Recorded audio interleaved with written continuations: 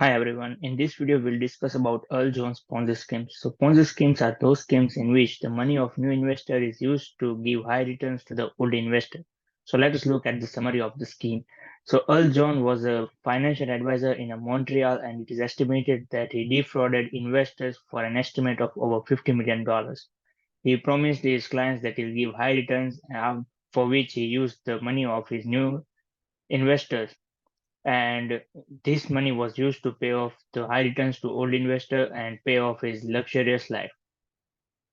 This was unveiled in 2009, and he started this scheme in 1982 and continued till 2009 when this was unveiled. So what are the causes that triggered this scheme? So the first is the lack of oversight and regulatory scrutiny in the financial industry. So John operated without being detected. This indicates the failure in the regulatory system by the regulators. In addition to this, the investor's trust and lack of due diligence by the investor is the also reason why the scheme succeeded. Now let us look at the regulator and the effectiveness of the regulator.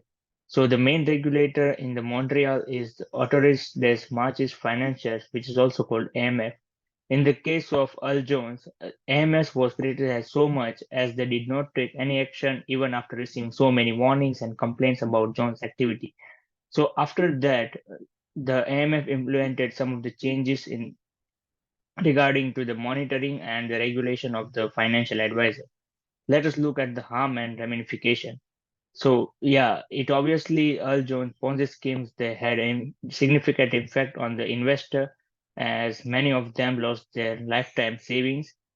This scheme eroded the trust in the financial industry, and it highlighted the need for the better investor protection and regulatory oversight. It also changed how the financial advisors are regulated in Canada, and it came up with the more reforms to focus on the increased transparency and accountability. Let us look at the changes to rectify the situation. So after this scheme, many changes were brought to the system. So the AMF implemented stricter regulation like the rigorous background check and increased monitoring of the activities. And it also led to the awareness among the investor about the risk of Ponzi scheme and importance of conducting due diligence and their own research. So news stories related to the event.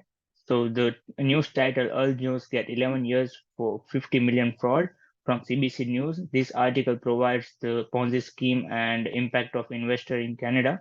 And another news title How Earl Jones found his client by the Globe and Mail. This article explores the regulatory failures that allow Jones to operate under the eyes of regulator and the system without being detected.